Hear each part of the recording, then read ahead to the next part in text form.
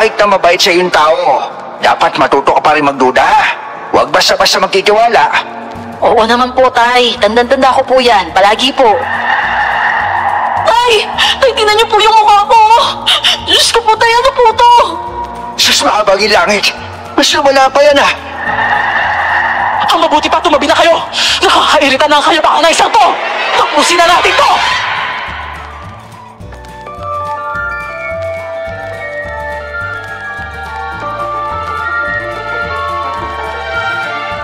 Kung kaya mong bumalik sa nakaraan, susubukan niyo ba para maitama ang isang mali? Kung ako kasi ang tatanungin, siguradong oo ang isasagot ko. Magandang araw sa mga tagapakinig ng channel ninyo, Miss Clar. Madalas na akong nakikinig sa mga kwento ninyo nung nakaraang taon pa lang. Ang totoo nga niyan, gusto ko talagang magkwento noon pa. Pero natatakot akong balikan at harapin ang nakaraan ko. Pero nang marinig ko ang ilang kwento dito sa channel ninyo, tungkol sa may mga kaparehong karanasan ko, saka ko lang naisipang ibahagi na rin ang sa akin. Ang karanasan kong bumagos sa buong buhay at pagkatao ko. Ako nga po pala si Luz. At ito, ang aking kwento. Bago ko po simula ng istorya, huwag kalimutang mag-subscribe bilang suporta sa ating channel. Anak, hindi mo naman kailangan maglabada pa eh. Kaya ko na maibigay mga pangangailangan niyo magkakapatid. Dito ko na lang sa bahay, tapos bantayan sila. Tay naman, hindi na nga ako pumapasok sa eskwelahan, tapos wala pa akong gagawin kundi magbantay sa mga kapatid ko. Di mas mabuti na lang na maglabada ako, para naman kumita ako at mas makatulong ako sa kanila. Makakatulong ka naman kung babantayan mo sila ah. Tay, sige na naman po. Hayaan niyo na po ako magtrabaho. Anak, nakakaramdam kasi ako ng konsensya eh. Matapos kasing mamatay yung nanay mo, kinailangan mo huminto sa pag-aaral para makabawas sa gastusin. Alam ko naman na pangarap mo makapagtapos ng pag-aaral at maging teacher, di ba? Huwag niyo na po sisihin yung sarili niyo, Tay. Hindi niyo naman kasalanan na namatay si nanay eh. Hindi niyo rin po kasalanan na mahirap tayo. Ay, nako. Bakit ba ako binihiyaan na napakabait na anak? Pakiramdam ko dapat mas lalo ko makonsensya dahil sa pagiging mabait mo, anak eh. Tay, ano ba naman kayo? Di po bang huwag na kayo magdrama? Aga-aga baka mamaya umiyak pa ako niyan eh. Oo, sige na nga. Basta't mag-iingat ka doon ha. Teka, saan ka nga po maglalabada ngayon? Doon po kila Madam Dimagi ba po, Tay? Ganun ba? Oo, sige. Bilisan mo na maglabada para hindi ka gabihin ha. Tatay naman, ano po bang tingin niya sa akin? Washing machine? Oo, sige na. Umalis ka na. Basta't mag-iingat ka ha. Opo, Tay. Huwag po kayong mag-alala. Mag-iingat po talaga ako ng sobra. Simula nang mamatay si nanay sa atake sa puso, si tatay na ang bumubuhay sa aming apat. Hindi ko natapos ang huling taon ko sa high school para tumulong mag-alaga ng mga kapatid. Kalaunan, tinanggap ko na rin ang paglalaba kahit ayaw ni tatay. Kailangan kasi namin ng dagdag na kita. At sa bahay ni Madam Dimagi pa, pinabayaran niya ako agad, tapos may dagdag pa. Mabait siya pero laging abala. Ang asawa lang niyang mas bata ang naroon, pero hindi naman ako pinapansin. Nagsimula ako maglaba ng alas 8 ng umaga at gabi na ako nang natapos. Pagod na ako at pauwi na sana nang may nakakatakot na nangyari.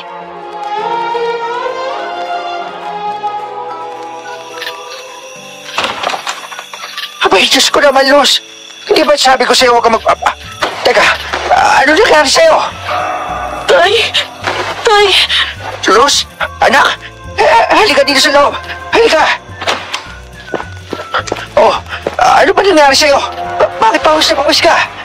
Tsaka bakit may sugat ka sa labi? Teka, bakit? Ano to? Ano to mga pasa sa leeg mo? Tatay, si Kuya Berto po, yung asawa po ni Madam Dimagi ba? Diyos ko po, anak. Ano nangyari? Anong ginawa niya sa'yo? Tay, ginahasa niya po ako, Tay. Ba't naman niyang ginawa yun? Tay, Hindi ko po siya inakit. Kakatapos ko lang pong naglaba tapos inaya niya po ako magkape dahil sabi niya mas mabuti daw po na mainitan daw po yung tiyan ko. Pero... Anak, naniniwala ako na hindi mo talaga akitin yon. Hindi mo magagawa akitin yung gagong yon. Pero tay, galit na galit po sa akin si Madam Dimagi pa. Sabi po niya inakit ko daw po yung asawa niya. Tay, hindi po talaga. Wala po talaga akong ginawang ganon. Si Kuya Berto po yung lumapit sa akin. Tapos siya po yung pumayasa sa akin. Hayop ka yun. Dito ka lang, anak, ha. Susugurin ko yung halagang yun. Tay, wag na po. Pakiusap po, wag na. At bakit? Bakit hindi ko sila susugurin? Papatay ko yung lalaking yun. Napakasama niya. Hindi na siya naawa sa'yo. Tay, kapag sumugod po kayo doon, baka kayo lang yung mapahamak. Mayaman po sila at wala po tayong laban. Wala akong pakailam kahit mayaman pa yung mga hayop na yun. Tay, wala tayong magagawa. Kapag sinugod mo sila sa tingin mo ba, hindi kami maaapektuhan. Yung mga kapatid ko, paano na sila kung sakali? Diyos ko, anak. Napakasakit sa dibdib nito. Ang sakit isipin na hindi kita kayang protektahan. Napakawalang kwenta kong ama. Sana hindi na kita hinayaan maglaba doon. Tay, wala naman po kayong kasalanan eh. Hindi niyo po kasalanan yung nangyari sa akin. Eh anak, kailangan natin umalis sa baryong to. Magpakalayo-layo tayo. Pero tay, hindi ko maintindihan. Bakit po? Eh kasi kung hindi tayo alis, siguradong hindi ko mapipigilan ang sarili ko na patayin yung mga gagong gumawa nun sa'yo. Sa oras na makasalubok ko yung talagang papatay ko yun eh. At saka isa pa, kung galit na si Dimagi ba, siguradong hindi siya mananahimik lang. Yun din nga po yung nasa isip ko, tay. Kaya kahit na masakit para sa akin, titiisin ko na lang po. Ni sa panaginip ay hindi ko naisip na mangyayari sa akin ang bagay na yon. Matagal na akong naglalabada kila Madam Dimagi ba, pero hindi ko kailanman pinag-isipan ng masama ang asawa niya. Kahit papano nasa tamang pag-iisipan naman ako para hindi hayaan si tatay na patayin si Kuya Berto. Hindi ko naman maaatim na patungan pa ng isang pagkakamali ang isang mali. Hindi ka agad kami nakaalis kahit na gustong-gusto nang umalis ni tatay. May mga kailangan pa kasing ayusing papeles ng mga kapatid ko sa kanilang eskwelahan. Kaya naman maghapon akong nakakulong sa bahay, tulala dahil sa nangyari.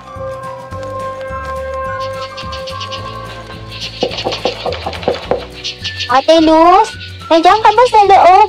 Pwede po ba ako pumasok? Grace, masama ang pakiramdam ko eh. Pwede bang bukas mo na lang ako istorbohin? Pero ate, saglit lang po. May sasabihin lang ako sa inyo na importante.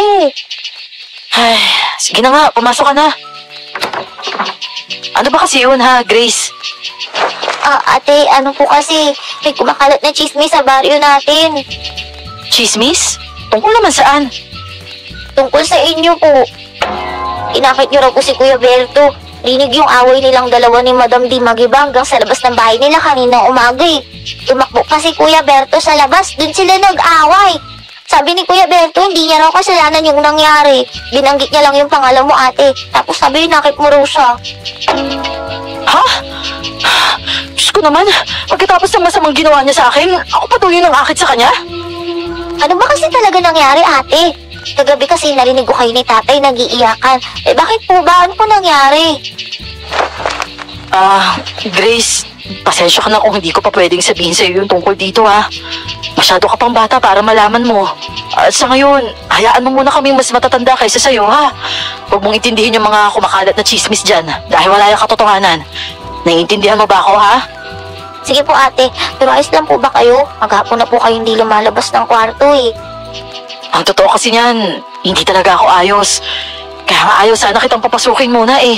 Ayaw ko na munang kumausap ng mga tao. Pero hindi po ba sabi niyo sa akin, pag may problema, magkwento lang ako para gumaan yung pakiramdam ko ate? Dapat ganun ka rin. Kwento niyo rin yung problema niyo.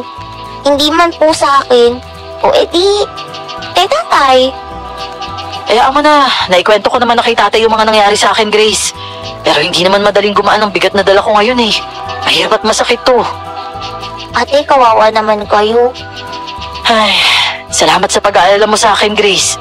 Pero huwag ka na mag-alala, magiging ayos din ako. Naniniwala ko sa'yo ate. ko, kaya yung pinakamalakas na babaeng nakilala ko. Bukod na kay nanay, syempre. Ikaw talaga? Sige na nga, lumabas ka na muna. Hintayin mo na lang munang dumating si tatay. Ang totoo, hindi ko alam kung kailan ako magiging maayos. Gusto ko lang na maging panatag na ang nag-aalala kong kapatid. Bata pa siya pero marunong na siyang mag-alala para sa mga taong nasa paligid niya. Ang munti kong kapatid na naulila kaagad sa ina sa murang edad. Nagkulong ako sa kwarto sa kabila ng nalaman kong pinagkakalat ni Kuya Berto na inakit ko daw siya. Mas naging rason pa ngayon para hindi ako magpakita sa kahit na sino. At nang sumapit ang gabi, doon lang ako lumabas dahil kinatok ako ni tatay sa kwarto.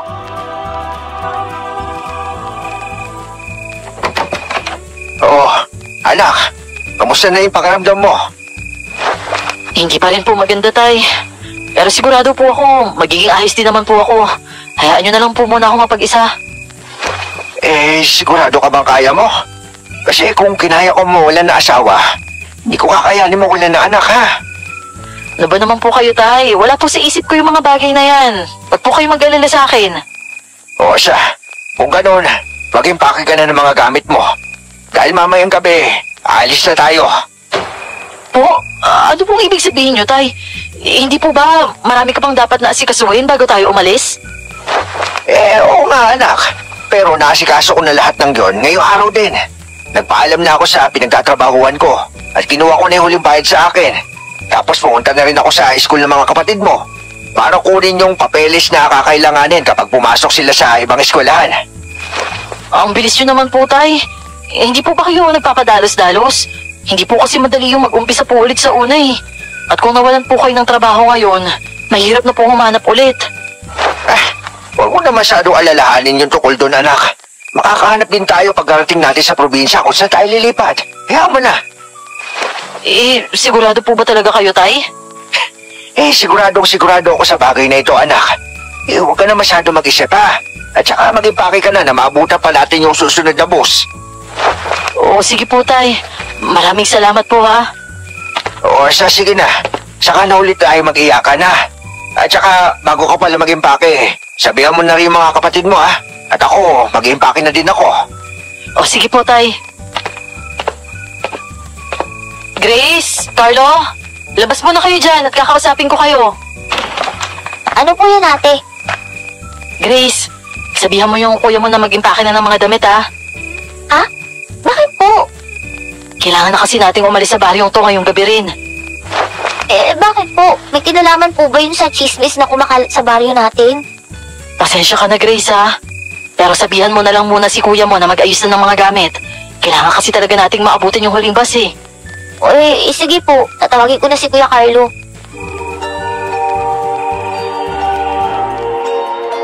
Wala kaming sinabi sa mga kapatid ko kahit pa ulit-ulit silang nagtatanong.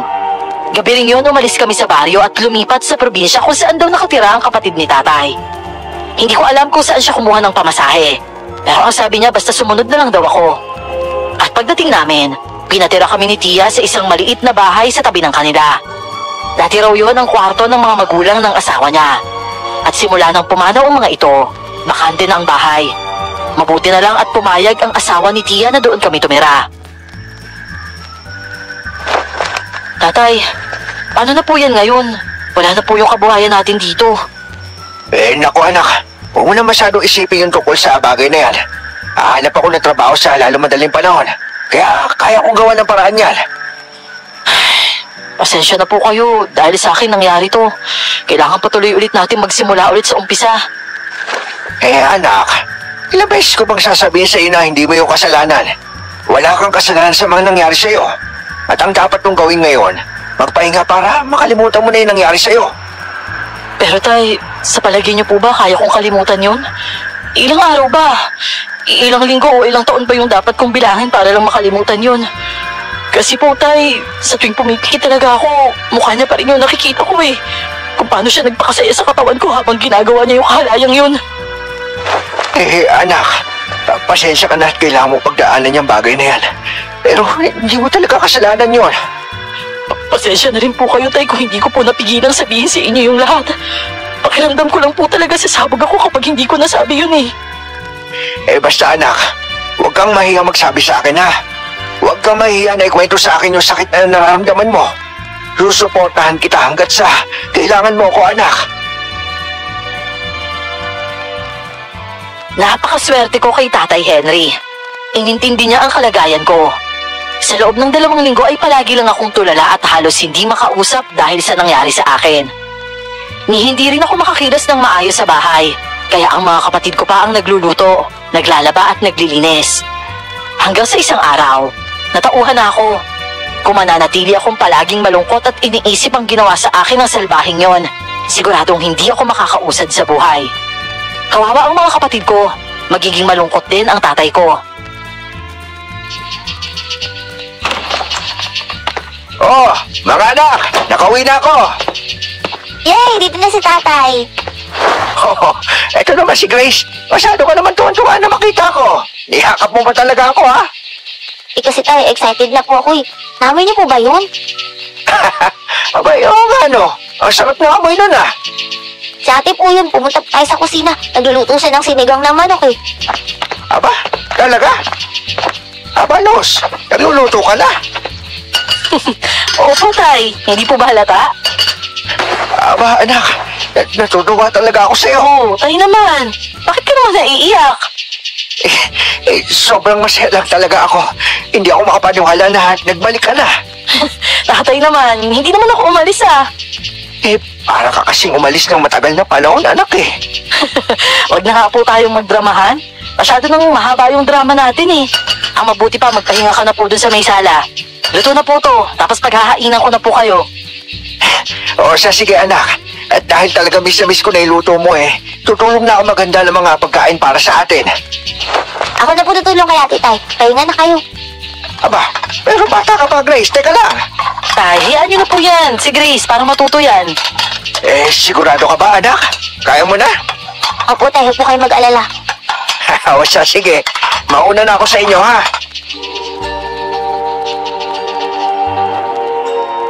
Kitang-kita ang saya sa mga mata ni tatay nang makita niya akong nagluluto. Kahit ang mga kapatid ko, nabigla nang makita nilang naglilinis na ako ng bahay. Ang sabi pa nga sa akin ni Grace, hindi ko raw talaga natitiis na wala akong ginagawa. Kaya raw siguro mabilis akong nakamove on sa pangyayari. Nginitian ko na lang siya kahit na ang totoo hindi pa rin naman ako nakakamove on. Naaalala ko pa rin pero ang pagkilos ko sa bahay, yon ang nagbibigay sa akin ng dahilan para kalimutan yon kahit sandali.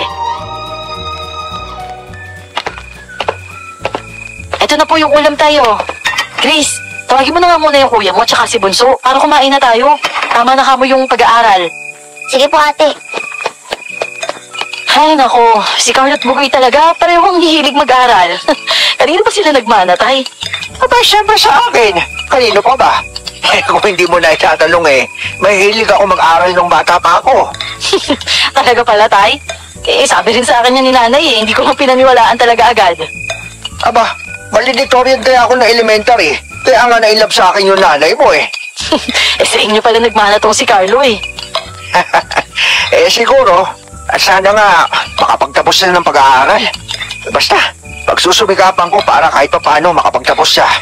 Ikaw naman, kung gusto mo mag-aaral ulit, ayos lang naman anak. Naku, hindi na po, tay. Ayos na po ako na ganito yung buhay ko. Maghahanap nga po pala ako ng trabaho, Kahit saan po, kahit tindera sa palengke. Ay, siguro, yan muna yung hindi ko papayagan sa ngayon, Luz. 2 linggo pa lang yung nakaraan. Ayoko may mangyaring masama sa'yo. Pero tay, kapag wala kasi akong ginagawa, mas lalo akong nag-iisip O sige na nga, hayaan mo. Kapag nagkaroon ng bakante doon sa sakahan na pinagsasakahan ko ngayon, ipapasok kita doon. Pero hanggat wala, dito ka muna sa bahay natin. Grabe naman, tay. Bantay sarado pala ako sa inyo niyan. Ayoko na kasi maulit yung unang pagkakamali ko, anak O sige na, kumain na tayo. Ay, siya nga po pala, tay. Bukas po, pupunta po sana ako sa bayan para bumili sa botika. Baka kung may pera kayo dyan. Ha? Ano naman bibilihin mo doon? Kasi po, tay, parang may tumutubong butlig-butlig sa may bandang singit ko. Sobrang katingaho Tapos nagtutubig at pulang-pula. Baka po allergy. Ay, ganun ba? O sige, itong pera Pero magpasama ka kay Carlo, ha? Hindi pwedeng wala kang kasama. Tatay naman, umaga naman po ako aalis eh. Basta, kailangan may kasama ka. O siya, sige po. Kung saan po kayo mapapanatag? Kinabukasan ay maaga akong bumangon para magluto ng almusal.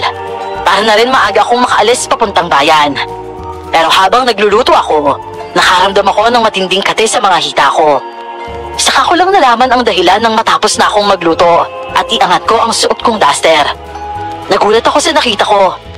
Dumami na ang mga maliliit na butlig na nag-umpisa lang sa singit ko. Ngayon ay nasa mga hita ko na. Nanginginig na ibinaba ko ang duster ko nang pumasok si Grace sa kusina para naman tulungan akong maghanda ng almusal. Ano po yun, ate? Bakit parang natatakot kayo? Wala. Nagulat lang ako kasi sa'yo kasi bigla ka na lang pumasok eh. Hindi, ate. Binaba niyo yung duster niyo eh. Ano tinitingnan niyo dyan? Wala nga to. Bakit bang kulit-kulit mo? Kumain na lang tayo. Baka mahuli pa kayo sa klase. Sigurado ba kayo? Wala talaga kayong problema? Wala nga.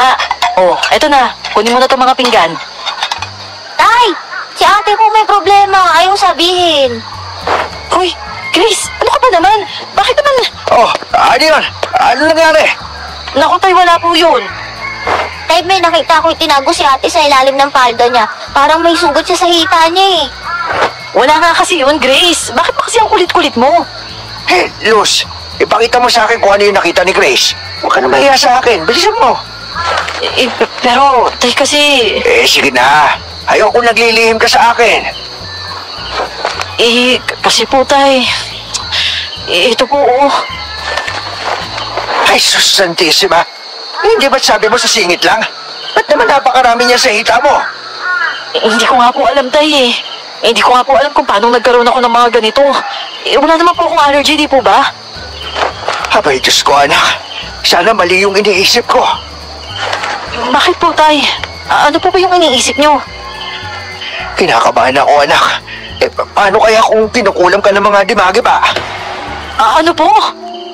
Hindi na kasi bago sa baryong yun na maanak na mangkukulam si Dimagi ba? Alam mo na may usap-usapan na yun, hindi ba? Tay naman, huwag niyo naman po akong takutin ng ganyan. Aba, hindi ako nananakot, no? At saka mabuti pa, Luz. Maghahanap ako ng albularyo para matawas ka at malaman natin yung nangyayari sa'yo. Pero tay, baka naman po allergy lang naman talaga to. Uy, walang may allergy sa pamilya natin, no? Pero kahit na po, bibili na rin po ako ng pamahid. O sige, subukan mo, anak.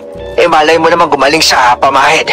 Pero kung sa susunod na araw hindi pa nawala at mas lumala pa, kailangan na natin makipag-ugnayan sa albularyo. Natakot ako sa iniisip ni tatay. Noong una hindi ko masyadong inisip na baka nga kulam. Bumili pa rin ako ng pamahid sa butika at saka ipinahid yun sa mga butlig na meron ang mga hita ko. Umasa ako na sana mawawala lang din yon at mali ang iniisip ni tatay. Pero nagkamali ako. Dahil nang gumising ako sa sumunod na umaga, pati ang mukha ko ay nangangati na. At nang tumingin ako sa salamin ay hindi ko mapigilang manghilakbot dahil sa kumpul-kumpul na butlig sa mukha ko. Tay! Tatay! Luz? Taga, ano nangyari dyan? Tay! Tay, tingnan niyo po yung mukha ko! Diyos ko po, tay, ano po to? Sus, mahabag yung langit. Mas wala pa yan, ah. Mukhang ang tama yung hinala ko, anak. Mukhang kinulam ka nga ng mga dimagi ba? Tay, ano nang gagawin ko ngayon? Sobrang dami nito. Natatakot ako sa sobrang kati niya. Paano ako makakahanap ng trabaho kung ganito yung itsura ko? Huwag kang mag-alala, anak. Gagawan natin yan ng paraan. Kakausapin ko yung tiya mo tapos hahanap ako ng magaling na albularyo na gagamot sa'yo. Natatakot po ako, tay.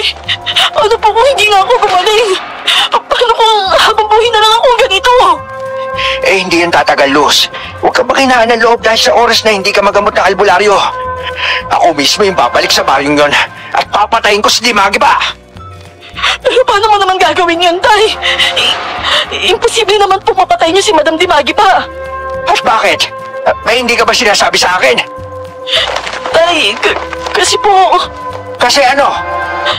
Si Kuya Berto, isa po siyang aswang. Ano? Ano sinasabi mo sa si Berto? Luz, Bakit ngayon mo lang sinabi yung tungkol dyan? Magtatatlong linggo na mula ngayon Tatay kasi, natatakot po ako na baka hindi niyo po ako mapaniwalaan. At baka isipin niyo po na napapaliw na po ako. Anak, hindi ko iisipin yun. Halika na. Umalis na tayo. Ngayon at may sapat na tayong dahilan para magkaganyan yung balat mo. Kailangan mo na ng tulong mula sa isang manggagamot o albularyo. At kung aswang man si Berto, mas dapat tayo gumagawa ng aksyon ngayon. Hindi na nag-aksaya pa si tatay ng oras. Dali-dali niya akong dinala sa albularyong sinabi ni Tia. Maging si Tia ay nataranta nang makita niya ang nangyari sa akin. Hindi sana namin ikukwento ang dahilan kung bakit kami lumipat dito. Pero dahil sa nangyari, kinailangan naming magpaliwanag. Isang matandang lalaking albularyo ang dinatna namin sa katabing baryo ng baryo kung saan kami nakatira. Mahaba pa ang pila nang dumating kami. Pero nang makita ako ng binatilyong apo niya, agad kaming pinauna sa pila. Tia, ano bang ginawa mo para kulamin ka ng ganyan? Kinulam po ako? Oo, unang kita pa lang sa'yo ng apo ko. Alam na niyang kinulam ka. Parang mabilis na nagprogreso ang pagdami ng mga butling na yan, hindi ba? Opo, at 3 araw pa lang po, tapos ganito na karami. Kaya niyo pa po ba akong gamutin? Hindi ako sigurado sa ngayon May limitasyon ang kakayahan ko sa panggagamot ng ganitong uri ng kulam. Pero susubukan ko Ay halika, alamin ko kung sino ang may gawa sa'yo nito. Sabihin mo sa akin ang tunay mo pangalan. Luz de la Cruz po, Tatang. Siya, sige. Eto na At gagamitin ko itong itlog. Makikita ko rito kung ano ang itsura ng kumukulam sa'yo. Maraming salamat po. Tignan mo Hindi lang siya basta-basta mangkukulam. Isa rin siyang aswang. Mabigat ang naging kasalanan mo sa kanya. Ano bang ginawa mo? Wala naman po akong ginawa Ako pa nga po yung ginawa ng masama, pero ako pa po yung naging masama. Tatang Eusebio, anak mo yung pinagsamantalahan, tapos siya pa po yung kinulam. Ang mag-aswang talaga. Madalas, kunwari sila ang biktima. Kahit sila naman talaga ang nambibiktima. Sabihin mo, anong ginawa niya sa'yo? Kailangan sabihin mo sa akin ang lahat para malaman ko kung paano ko susolusyonan ito. Ikinuwento ko kay Tatang Eusebio ang lahat ng mga dapat niyang malaman. Wala akong pinalampas na detalye dahil gusto kong gumaling. Pakiramdam ko hindi ako gagaling kung hindi niya malalaman ang lahat. At nang maikwento ko sa kanya ang mga nangyari, tumango siya at napabuntong hininga.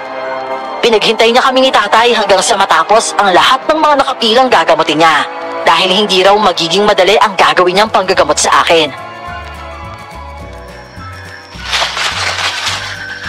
Teka lang po. Ano pong gagawin niyo sa mga dahon na yan, Tatang? Mukhang kailangan kita pausukan para palayasin ang kumukulam sa'yo. Pero hindi natin sigurado kung gagana ito, kaya kailangan nating subukan ang lahat ng pwedeng paraan. Oo, sige po. Gawin niyo po ang lahat para gumaling po ako. Ay makakasa ka, Iha. Siya, maupo ka dyan at pauusukan kita. Oo, sige po. Nag-insenso nga si Tatang Eusebio. Nakapikit siya habang dinadasalan ako at pinaiikot sa akin ng insenso na may lamang mga halamang gamot. Kahit papano ay nabawasan ang pangangati ng mga butlig na nasa katawan ko. Ilang minuto rin yun hanggang sa pinagpawisan ako ng husto. At nang matapos ay kumuha siya ng kulay pulang gamot at isinalin sa isang kutsara. Inumin mo ang gamot na ito, Iha. Ano po yan? Ayan ay pinaghalong suka na resile at halamang gamot kontra kulam. Basta tiisin mo na lang ang lasa, Ang pangit po ng lasa nito, Tatang. Teka, wag mo munang isuka. Hayaan mo na muna sa tiyan mo ng ilang segundo para makarating sa tiyan mo. Itutulak pa akyat ang kulam. Pero, sobrang pangit po talaga ng lasa Basta tiisin mo lang, Luz. Kaya mo yan. O ngayon, isuka mo na. Isuka mo lahat ng kaya mong isuka, Luz. Palagi ko po, wala na po talaga, Tatang. Naku, hindi. Abay, dapat meron pa yan Hindi lang dapat mga kinain mo ang isinuka mo. Pero hindi na po ako nasusuko baka po pwedeng uminom na lang po ako ulit. Ako, hindi ka pwedeng uminom nito ng paulit-ulit. Nakakasama ito sa bituka mo kapag marami kang nainom. Ay, ito ang inumin mo. Gawin mong 3 beses sa araw, ha? Ano po yan? Yan ay pinakulo ang dilaw na luya. Basbas ko rin yan para mas maging epektibo. Kung iinumin ko po ba to, gagaling na po ako? Mawawala na po ba yung ulam? Hindi natin sigurado eh. Basta bumalik ka sa akin makalipas ang 3 araw kung mawawala na ang mga butlig. Ay pero kung nandiyan pa rin, kailangan nating sumubok ng iba pang paraan. Ibig po bang sabihin, posible po na hindi na ako gumaling at ikamatay ko na po yung ulam? Pwede, pero huwag kang mag-alala. Dahil gagawin ko ang lahat para mawala ang kulang. Basta magtiwala ka lang sa akin, Iha. Tatang, baka naman malaki yung kailangan namin ibayad sa inyo. Wala po kami malaking pera. Ayos lang po ba na magbayad kami ng paunti-unti? Ay nako, wala naman akong hinihing bayad eh. Donasyon lang kahit magkano dahil ibibigay ko yan sa simbahan. Basta magtiwala kayo sa akin, ha?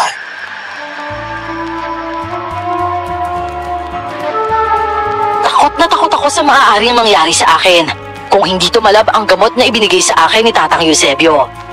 Pero ang tanging magagawa ko lang sa ngayon ay magtiwala sa kanya. Sinunod ko ang paraan ng pag-inom ng gamot na itinuro sa akin ni Tatang Eusebio. Talagang iniinom ko sa tamang oras dahil gusto kong gumaling. Pero ramdam kong pilit kinokontra ng mangkukulam ang gamot na iniinom ko. Dahil sa tuwing iinom ako ng gamot, mawawala ang pangangati at huhupa ang pamumula at pamamaga. Pero ilang oras lang ay babalik na naman. Ganun ang nangyayari hanggang sa 3 araw na at kinailangan na naming bumalik kay Tatang Eusebio. Tay, sa tingin niyo po ba may pag-asa pa akong gumaling? Ano ka ba naman, anak? Kailangan mo maniwala na gagaling ka para gumaling ka talaga. Kung iniisip mo palagi na hindi ka gagaling, hindi ka talaga gagaling noon. Hindi ko po talaga maiwasang mag-isip ng pinakamasamang pwedeng mangyari sa akin eh. Alam mo naman, Tay, wala pang 1 buwan mula nang mangyari sa akin yung kasukulam-sukulam na pangyayaring yun. Tapos, nung handa ko naman ang tanggapin, saka naman nangyari sa akin to. Tapos tsaka pa ako kinulam. Napakalupit talaga nung dimagiba na yun. Yun na nga, anak eh. Hindi ko maiwasang mag-isip na baka sinadya niyang maramdaman mo yan. Hindi niya kinonsidera na manyak yung asawa niya. Palibasa, matanda na siya. Bakit ba kasi siya naghahanap ng mas bata sa kanya? Mukhang matalino naman siya pero hindi niya naisip kapag mas bata, mas mahilig. Sigurado ako, hindi niya na naibibigay yung ligayang gusto ng manyakis na yun. Di sana ho, hiniwalayan niya na lang si Madam Dimagiba kaysa naman biniktima niya pa ako.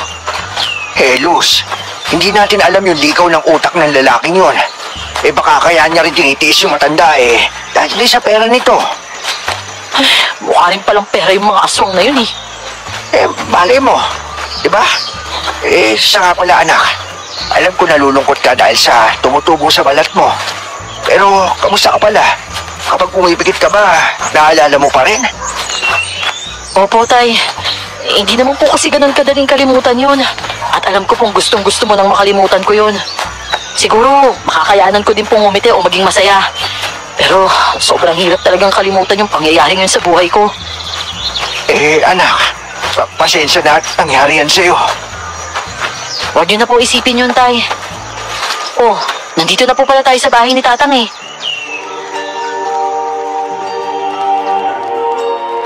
Mabilis kong binago ang usapan namin dahil nagiging madrama na naman. Ayoko nang masyadong pag-usapan ang tungkol sa bagay na yon dahil mas lalo ko lang naaalala. Alam kong nag-aalala lang naman sa akin si Tatay at sa totoo ay gusto ko rin siyang sigawan at pagsabihan na huwag niya nang paulit-ulit na banggitin pero hindi ko naman pwedeng gawin yon.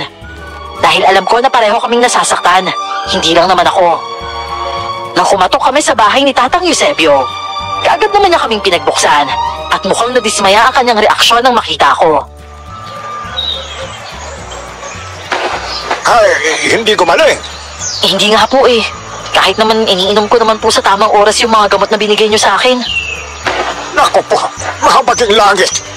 Naku, mukhang hindi basta-bastang mangkukulam ang kailangan nating kalabanin. Naku, tanging mga malalakas na mangkukulam lamang ang kayang kumontra sa panggamot ng mga albularyo. Kung ganun, ano po pwede natin gawin? Gusto mo bang ibalik natin ang kulam sa kanya? Po? Kaya pwede nating ibalik ang kulam sa aswang na yon para sa kanya na mangyari ang ginagawa niya sa'yo. Pwede po yun? Kayo, ganun na lang ang gawin natin, ha? Para malaman ng impaktang yon na hindi basta-basta ang albularyo yung kinakalaban niya. Pero si Madam Dimagi ba, biktima lang din man po siya ng asawa niya eh. Baka naniwala po siyang inakit ko yung asawa niya kaya... Isa siyang aswang, Luz. Hindi ko sigurado kung kumakain siya ng tao pero ang mga aswang kadalasang masasama. Kahit pa alam niyang mali ang asawa niya, ipipilit niya pa rin na ikaw ang mali at hindi ang asawa niya. Tatang Eusebio, sige ho, ibalik mo yung kulam sa babaeng yon. Tay, huwag naman po kayong ganyan. Hindi naman siya gumawa ng masama sa akin eh. Ano? Hindi po ba masama yung ginawa niya sa'yo? Kapag hindi binalik ni Tatang ang kulam kay Madam Dimagi ba, baka mas malala pa yung mangyari sa'yo. Baka mamaya mawala ka sa akin, anak. Kaya sige na, pakinig ka na sa akin. Yan, tama ang tatay mo, Luz. Mas mabuting subukan natin ang suwestyon ko sa'yo. Natatakot akong gumante. Sabi kasi noon ni nanay, walang mabuting maidudulot ang paghihigante. Pero naaakit akong bumawi dahil sa dinanas ko mula sa mag-asawang yon. Ginahasa na ako tapos kinulam pa ako. Sa udyok ni tatay, pumayag akong ibalik ang kulam kay Madam Dimagi ba. Nagsagawa si Tatang Eusebio ng ritual. Pinahira niya ng langis ang noo ko. Pinalibutan ako ng kandila at sinimulang magdasal habang hinahampas ako ng dahon. At habang tumatagal, nawala ang pangangati at mga pantal sa balat ko hanggang sa tuluyan na ngayong nawala. Bigla na lang siyang bumagsak. May dugo sa ilong at agad siyang nilapitan ni tatay at ng apo niya. Tatang, ano nangyari sa'yo? Tay, wala na po yung mga putlik sa balat ko. Pero si Tatang Eusebio. Ayos lang ako. Huwag kayong mag-alala. Nanihina lang talaga ako dahil sobrang lakas ng magkukulam na yun eh. Pilit niyang ibinabalik ang kulam sa iyo. Kaya ngayong naibalik ko sa kanyang kulam. Kailangan ko itong suotin. Ano po yan, Tatang? Yan ay isang anting-anting na pipigil sa kanya para ibalik pang muli sa iyong kulam. Kaya dapat hindi mo alisin yan, ha? Ang ibig niyo po sabihin, hindi ko po aalisin? Palagi ko pong isusuot kahit sa pagliligo o ano po mang gagawin ko? Ganun na nga. Dahil sa oras na maalis mo yan, makakagawa siya ng paraan para muli kang atakihin ang kulam. Oo, sige po, Tatang. Hindi ko po huubarin yung anting-anting na to. Pangako po. Maraming salamat po talaga sa pagtulong mo sa akin. Kung hindi po dahil sa inyo, baka mas lumala pa po yung pangungulam sa akin ng mangkukulam na yun. Walang anuman. Basta wag mo lang kakalimutan ang mga bilin ko sa iyo, ha? Masayang-masaya kami ni tatay na umuwi sa bahay namin dahil nawala na ang kulam sa akin. Maayos na ang pakiramdam ko. Hindi na ako panay kamot sa balat dahil sa matinding kating nararamdaman ko. Hindi na rin mabigat ang pakiramdam ko na para bang lalagnatin. Sa wakas ay malaya na ako sa mangkukulam na yon. Ang tanging gagawin ko na lamang ay ingatan na wag hubarin ang anting-anting. 3 linggo naman ang matuling lumipas at wala namang naging problema. Nagkaroon na ako ng trabaho sa palengke kung saan isa akong tindera ng karne ng baboy at manok. Maayos na ang lahat sa buhay namin ni tatay. Bihira ko na rin naiisip ang nangyaring masama sa akin. Ate! Oh, Grace! Bakit naman nandito ka sa tindahan? Dapat dumiretso ka na sa bahay pa uwi eh. Wala naman ako gagawin doon kaya pumunta ako dito. Tulong ko sana ako sa pagtitinda mo eh. Ikaw talaga bata ka, pasaway ka talaga. Masawain na mabait. Oo na, sabi mo eh. O sige na, halika na, tulungan mo na ako. Mauubos naman na to, uuwi na rin ako maya-maya. Ate, galing mo talaga magbenta, no? Tingnan mo yung kabilang tindero ng mga karne. Marami pang natira sa kanya. Sa'yo, paubos na. Hoy, huwag kang ganyan, Grace. Siguro, hindi lang ngayon yung araw para maubos yung tinda niya. Bait mo talaga, ate. Palagi mong iniisip yung positibo sa lahat ng mga nangyaring masama. Siguro natutunan ko yan dahil sa nangyari sa akin. Idol kita eh. O siya, tama na yung daldal. Kailangan na nating magtinda. Ako na magiging taga-tawag mo ng mga customer, ate. O sige nga, patingin nga kung paano ka magbenta. Bili na po kayo. Bili na po kayo sariwang karne ng baboy at manok. Bili na po kayo. Magandang hapon sa iyo, Iha. Abay, mukhang sariwa ang tinda mo ah. Bagong katay ba ang mga ito? Opo, bagong katay po yung karne na yan. Kaninang umaga lang po yan kinatay. Ay, kung gano'n eh, sa'yo na ako bibili. Pabili nga ako ng hasim at saka yung pork chop. O sige po, Lola. Magkano po ba? Halagang 200 lang, Iha. O sige po, Lola. Nako, Iha. Napakaganda naman ang mukha mo. Pwede bang lumapit ka sa akin at titingnan ko lang ang mukha mo? Naku, Lola. Nakakahiya naman po. Eh, sige na, Iha. Nakakamiss kasi ang kabataan ko. Kasi ganda mo rin ako noon eh. Sige na po, ate. Pakita mo na yung mukha mo kay Lola. Wala namang masama eh. Sige na nga. Ito po, Lola, oh. Napakaganda talaga ng mukha mo, oh. Makinis at saka maliit. Ganitong-ganito ang mukha ko nung kabataan ko. Ay, naku eh. Nakakamiss pala talaga. Salamat po, Lola. Eh, siya po. Aalis na ako, ha? Maraming salamat. Ito na ang bayad ko. Bait ng Lola, ate, no? Siguro. Bakit siguro lang, ate? Hindi naman talaga natin lubos na kilala yung matandang yun eh. Siguro mabait nga siya sa akin kasi sabi niya kakawin niya ako nung kabataan niya. Pero malay mo, sa ibang tao, hindi. Hindi ka naman ganyan dati. Siguro dahil na din sa mga naranasan ko. Basta ang bait ni Lola.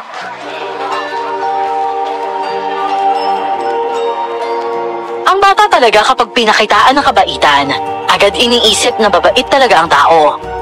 Ganon din ako noon, hindi ako agad nagdududa. Pero dahil sa mga nangyari ay natutunan kong hindi lahat ng mabait ay totoo. Minsan maganda lang ang pakikitungo dahil may kailangan sila. At kapag hindi na sila nakakalamang, doon lumalabas ang tunay na ugali. Naging maayos ang pagtitinda namin ni Grace hanggang sa maubos nga ang paninda namin. Tuwang-tuwa ang may-ari ng tindahan at binigyan ako ng dagdag na sweldo. Umuwi kaming masaya at nadatnan si tatay na naghahain ng pagkain.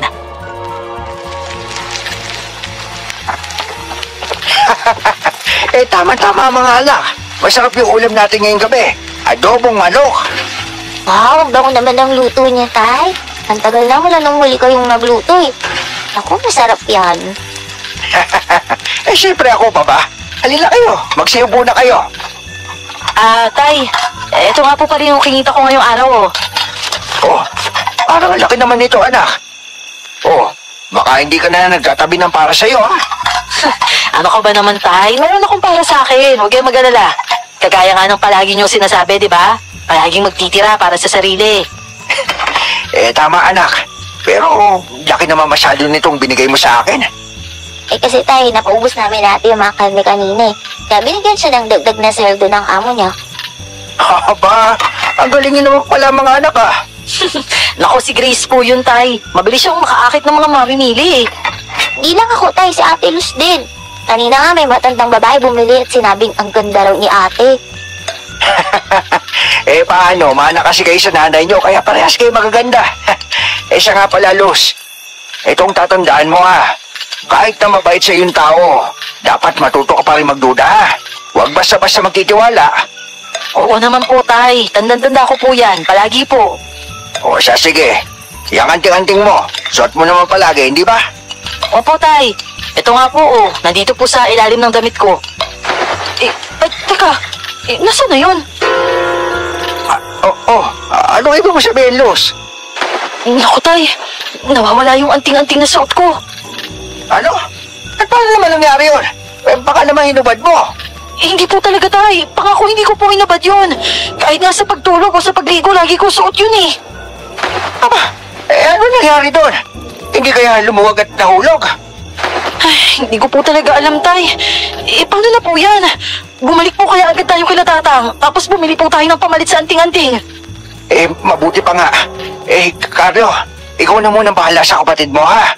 Dadalhin ko lang tong ate mo kila tatang para makahingi ulit kami na anting-anting bago pa makaganti yung mga kukulam na yon. Tarantang-taranta kami ni tatay na umalis ng bahay para magtungo sa kabilang baryo kung saan nakatira si Tatang Eusebio. Maging ako ay nataranta. Pakiramdam ko ang tanga-tanga ko dahil naiwala ko ang anting-anting na dapat sana ay iningatan ko ng husto. At habang natataranta na nga kami, nahirapan pa kami kumuha ng masasakyan papunta sa kabilang baryo dahil nga gabi na at halos lahat ay tapos ng mamasada. Kamuntikan pa nga namin maisipang maglakad na lang, pero mabuti na lang at nakahanap kami ng masasakyan. At hanggang sa wakas, nakarating din kami sa bahay ni Tatang Eusebio. Oh, ano nangyari? At nandito tayo. Ano ba yung maghahating gabi na? Tatang, pasensya na ho kayo. Yung anti-anting Yunus bigla akong nawala. Ano ka mo? Abay, paano bigla na lang nawala yun? Posibleng mawala yun kung hindi niya hinubad. Hindi ko po talaga hinubad, Tatang. Bigla na lang pong nawala Tsaka hindi ko rin po alam kung kailan. Pero baka po nahulog lang. Hindi ko po talaga alam kung anong nangyari Ay, sige, halika kayo at pumasok kayo. Bibigyan kita ng bagong ating-ating, ha? Uy, maupo kayo at kukuha ako ng bago.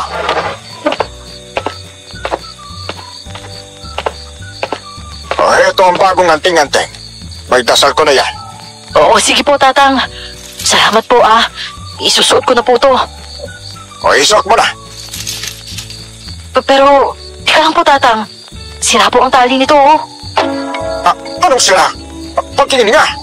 Ito po, pigtas po yung tali. Ito. Siguradong hindi ito pipigtas. Oo, sige po. Pero, teka lang po, Tatang. Hindi pala pigtas, Tingnan niyo po, napipigtas po, Ano? Paano napipigtas? Patingin nga. Ako ang magsusuot sa'yo. Ay, lintik. Naku po yung magkukulam mismo ang kumuha ng anting-anting sa'yo. Alam na niya kung paano pigtasin ang anting-anting na ginamit natin. Ano po? Paano? Halika, patatawasin kita ulit. Sobrang kabado na ako dahil sa nangyayari. Tinawas ako ulit ni Tatang Eusebio at sa pagkakataong yun, nang hilakbot ang kanyang itsura. Halatang takot siya at hindi makapaniwala. Nanghihina siyang naupo sa upuang naroon habang hawak ang tuyong kandila na ipinatak niya sa tubig nang tawasin ako. Bakit po, Tatang? Ano po yung nakita niyo? Naku po, hindi ko nakita ito nung una. Masyado ako naging kampante. Hindi ko nakitang malakas na aswang na magkukulam pala ang kalaban natin. Naku po, hindi ko naisip. Dahil simple lang ang kulam na ginawa sa'yo. Ano pong ibig sabihin nun, Tatang? Ibig sabihin, kailangan nating... Aliko, Tatay! Bakit, Los? Ano nangyari sa'yo? Aray, sobrang hapdi po ng balat ko, Tay. Ang sakit po, tsaka makati. Tatang, tulungan niyo po yan ako. Diyos ko, Los. Tignan mo yung balat mo. Mas malaki yung mga putlig, Tay. Nagiging malaking kulugo na po, tsaka malalaki mga bukol. Nako, Tatang, ano pong gagawin natin? Teka lang! Ako bahala! Gagawa ko ng pasamantalang lunas para dyan! Pansamantala lang? Ano pong ibig niyo sabihin? Hindi na ako gagaling ang anak ko? Pansamantala, dahil hindi ko na kaya ito! Oh, Diyos ko! Lumalakas na ang ihip ng hangin! Hindi ko ba't magaling kayo albularyo? Paano hindi niyo kaya? Hindi ko na kaya dahil mataas na orisyon ng aswang! Kailangan na natin humingi ng tulong sa isang babaylan! Babaylan? Ano ho yun? Ano ba mamaya na natin pag-usapan? Kailangan muna natin iligtas si Luz. Dahil kung hindi natin mapipigilan na magkukulam na yon. Pwedeng mapahamak siya ng gusto. Umuubo na ako ng dugo ng mga oras na yon. Punong-puno ng pantal ang buong katawan ko. Habang si Tatang Eusebio ay gumagawa ng ritual para kontrahin ang ginagawa sa akin na pangkukulam. Kung ano-anong dahon ang inihahampas sa akin ni Tatang Eusebio. Habang nagdadasal siya ng mga salitang hindi ko maintindihan. Lumalakas ang ihip ng hangin. Nagpapatay-sindi ang mga ilaw. Takot ako habang ginagawa yun ni Tatang Eusebio. Natatakot ako dahil baka hindi niya kayanin, lalo na at matanda na siya. Hanggang sa tuluyang nawala ang hapdi sa aking mga balat at muling bumagsak si Tatang Eusebio sa sahig tulad ng unang nangyari at meron siyang kinuhang bagong kwintas. Dalawa itong ibibigay ko sa iyo, Luz, ha? Itong isa, imutya ng makiling. May kakayahan niyang magpagaling ng kahit anong sakit. Habang itong isa medalyon na magiging proteksyon mo para sa aswang na mangkukulam na yon. Maraming salamat po, Tatang. Hindi ko na po ito iwawala at mas iingatan ko pa po. O, Luz, kahit natutulog ka pa pwede niyang makuha ang mga yan sa'yo. Abay, malakas siya. Ang kumuha sa'yo ng anting-anting na unang binigay ko sa'yo ay siya rin. Nagpapanggap siyang isang matandang babae. Matandang babae? Matandang babae? Ibig sabihin yun yung matanda na lumapit sa amin kanina. Siya nga po yun. Pero hindi ko naman naramdaman na kinuha niya Ganon siya kalupit, Luz. Kaya kanyang i-hypnotismo o ang mga tao sa paligid. Ikaw mismo ang siguradong nag-abot nun sa kanya. Pero paano po? At saka ano? Oo, mahirap paniwalaan, Luz. Matindi ang kalaban natin kaya dapat matindi rin ang lalaban sa kanya. Kailangan natin pumunta sa bundok bukas na bukas din. Dito na kayo magpahinga, ha? Dahil bukas ang umaga, aakyatin natin ang bundok at pupuntahan ang babaylan na makakatulong sa'yo. Tatang Eusebio, sigurado ho ba kayo na kapag siyang tumulong sa amin, makakalaya na si Luz sa mangkukulam na yon? Hindi ba pwedeng patayin na lang natin yung lintik na mangkukulam na yon? Kapag pinatay na lang natin kaagad ang mangkukulam ng walang maayos sa ritual, hindi na magagamot pa si Luz. Ang kulam niya ay matindi. Sa oras na mamatay siya, mas lalala ang sakit ni Luz. At kalaunan hindi na siya gagaling. Wala nang kahit na sinong albularyo ang kayang gumamot sa kanya. Walang iya talaga yung mangkukulam na aswang na yan. Gusto ko na talagang gumanti, Tatang Wala na akong pakialam kung masama man yung gumanti. Gusto ko lang maranasan niya yung paghihirap na nararanasan ko ngayon. At gusto kong matikman niya yung sakit na nararanasan ko. Basta huwag kang mag-alala, Luz. Gagawin natin ang lahat para mataro ang mangkukulam na yan. At hindi ako mapayag na mapahamak ka. Sa bahay ni Tatang Eusebio kami nagpalipas ng gabi. Pero hindi ako makatulog nung gabing yon dahil sa labis na takot. Takot ako na baka kung anong mangyari sa akin. Pero sa kabilang banda, mas nananaig ngayon ang galit ko. Galit na galit ako sa ginagawa ni Dimagiba sa akin. Pagkatapos akong gahasain ng asawa niya, ako pa ang napasama. Ako ang napahamak pero ako pa rin ang ipinapahamak. Ang tanging nasa isip ko buong gabi ay kung paano makakaganti. Kung paano maibabalik sa mangkukulam na yon ang nararanasan ko ngayon. Kinabukasan, kaagad kaming nagsimulang maghanda para umakyat sa bundok kung saan nakatira ang babaylang sinasabi ni Tatang Eusebio. Bumili kami ng buhay na manok at kambing dahil ang sabi ni Tatang, kailangan daw naming may ialay na buhay na hayop para tulungan kami.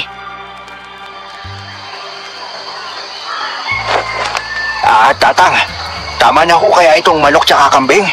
Baka ho hindi niya tanggapin to kasi kulang pa ito. Huwag kang mag-alala, Henry. Tama na ang mga yan para sa kanya. Mag-isa lang naman siya sa bundok Sigurado magiging napakasaya niya. Nabibigyan natin siya ng buhay na manok at nadalo pa tayo sa kanya. Hindi naman tayo dadalo sa kanya Hihingi tayo ng tulong, di ba? Oo nga, pero para sa kanya, dumadalaw tayo. Matagal bago may pumunta sa bahay niya at tumingin ng tulong. Bihira lang kasi ang nakakaalam na may babay lang nakatira sa bundok. Kaya naman kapag may pumupunta sa kanya, may sobrang saya niya. Ilan taon na ho ba yung babaylan na sinasabi niyo, Tatang? Basta malalaman mo rin mamaya. Siya nga pala, Luz. Kamusta ang pagkaramdam mo? Nakatulog ka ba ng maayos kagabi?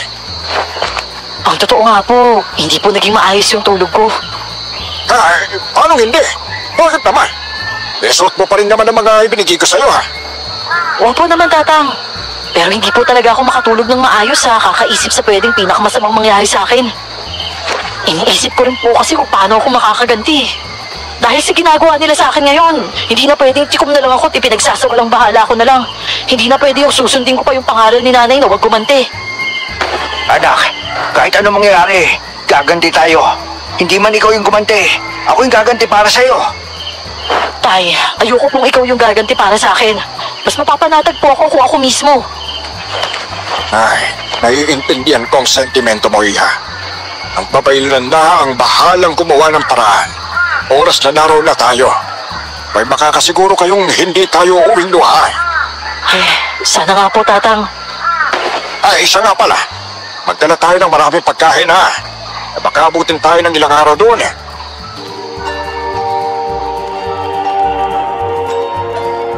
Malakas ang paniniwala ko na kakayanin ko sa tulong ng babayla na sinasabi ni Tatang Eusebio. Sa paraan kasi kung paano niya ikwento kung gaano ito kagaling at kabait, alam kong matutulungan niya ako. Lumakas ang loob ko sa mga kwento ni Tatang. Halos 1 oras din kaming umakyat sa bundok bago namin narating ang nag-iisang bahay roon. Isa yung bahay kubo na may harding ng mga gulay sa labas. Tao po! Dawani! Tao po! Tatang Eusebio, mukhang wala naman tao dito eh. Eh, wala naman talagang tao dyan eh. Anong sinasabi niyong walang tao? Eh kung wala, ba't mo kayo kumakatok? Basta maghintay ka na lang. Tao po! Tao po! Eusebio? Totoo ka? Ano bang nangyayari sa'yo? Bakit mo tinatanong kung totoo ako? Abay, siyempre naman. Magandang hapon po sa inyo, ma'am. Magpapagamot ba sila sa akin? Eh, siyempre. Dadalhin ko pa rito kung hindi. Naku, napakasaya naman. Halika kayo, pumasok kayo sa loob, dali. Halika kayo, pasok kayo. May dala ho pala kami mga manok tsaka kambing dito. Ay, naku, Diyos ko naman. Nag-abala pa kayo. Teka, itatali ko lang sa puno ng mangga. Ako na ho. Huwag na po kayo mag-alala dito. O sige, ikaw ang bahala. Teka, sino ba ang magpapagamot? Ikaw ba, Iha? Opo, ako po. O siya, halika na dito sa loob. Hintayin na lang natin ang tatay mo na sumunod sa loob ng bahay ko. Sige po. Maraming salamat po. Huwag ka muna magpapasalamat, Iha. Wala pa akong nagagawa para sa'yo. Sige na, halika kayo. Maupo kayo. Kaya lang pasensya na kayo ha. Wala akong maiaalok sa inyong pagkain. Ikaw ba, Eusebio? May dala ba kayong makakain? Ay, oo naman, siyempre. Oo, kung ganun, pakainin mo na sila at baka nagugutom na sila. Naku, ayos lang po. Hindi na po kailangan kumain muna. Hindi po naman po ako nagugutom eh. Mas ayos nga po sana kung pag-uusapan na po natin yung tungkol sa kalagayan ko. Ay, oo nga naman, Iha. Pasensya ka na, medyo hindi na ako naging sensitibo ha. Base kasi sa nakikita ko sa'yo ngayon. Ginahasa ka at kinulam ka, di ba? Opo. Paano niyo po nalaman eh? Hindi pa naman po namin nasasabi sa inyo. Nakita ko pa lang yung mukha mo, Iha. Alam ko na. Yung kinulam po, pwede pa pong malaman sa mukha. Pero yung pinagsamantalahan po, nakikita ko sa mga mata mo kung gaano kalupit ang ginawa sa'yo ng mahinang nilalang na aswang na yun. Yung lalaki yun, mahina lang siya. At madali lang siyang patayin at paghigantihan. Pero yung asawa niya ang magiging problema natin. Isa siyang malakas na uri ng aswang. Dahil isa siyang gabunan. Kaya hindi basta-bastang natatalo ni Eusebio ang aswang na yun. Ano po yung gabunan?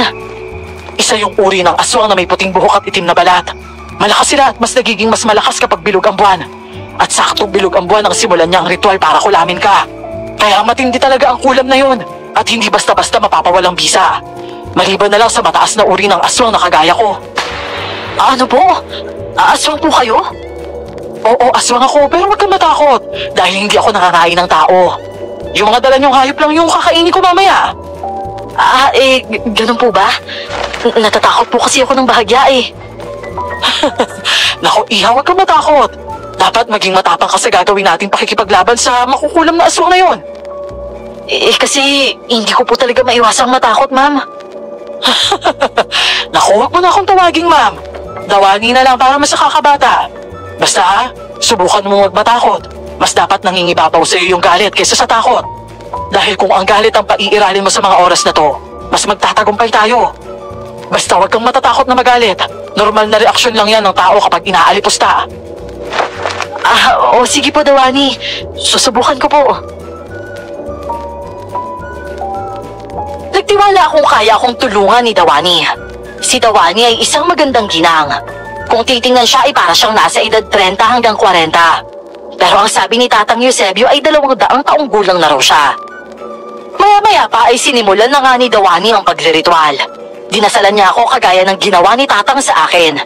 Pero sa pagkakataong ito, ramdam ko ang tindi ng pakikipaglaban niya sa mangkukulam. Hanggang sa nakaramdam ako ng matinding panginginig ng katawan at tuluyang nawala ng kontrol sa aking katawan. Makukulam! Lubayan mo ang katawan ng batang to! Hindi! Pinagtaksilan ako ng asawa ko ng dahil sa pangit na babaeng to. Kaya hindi ko siya lulubayan. Patuloy ko siyang pahihirapan hanggang sa sinuko ang katawan niya at kamatay niya. Hindi pala. Gusto kong mas pahabain pa ang buhay niya bago siya mamatay dahil mas matagal siyang nahihirapan at mas matagal akong magiging masaya. Ang asawa mo ang nagtaksil sa'yo at ginawa ng masama ang batang sinasaktan mo. Bakit mo siyang pinag-iinitan mo? Naniniwala akong biktima ang asawa ko at ang babaeng balanding niya ang nasa mali. Hindi ka ba talaga titigil? Hindi mo pa siya makakawalan kahit ako na ang makakalaban mo?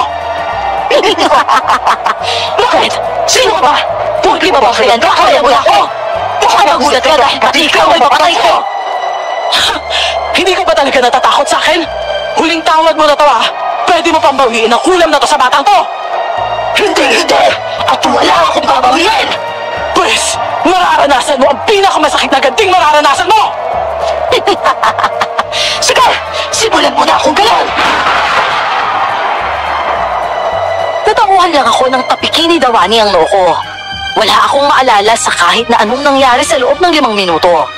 Nagtataka kong tiningnan ang mga tao sa paligid ko at tinanong kung ano ang nangyari dahil wala talaga akong maalala. Kinausap ko yung makukulam na kumukulam sa'yo gamit yung katawan mo. Para sana subukan porsigihin siya na itigil na yung pangungulam niya sa'yo. Pero talagang matigas siya at hindi niya talaga gustong bawiin yung ulam kahit alam niyang pwede niyang ikamata yun. Ilang beses na rin po siyang nilabanan ni Tatang at talagang hindi niya po ako pinakakawalan. Sisimulan na natin yung pagganti sa kanya, Luz. Tibayan mo yung loob mo dahil hindi magiging madali ang labang to.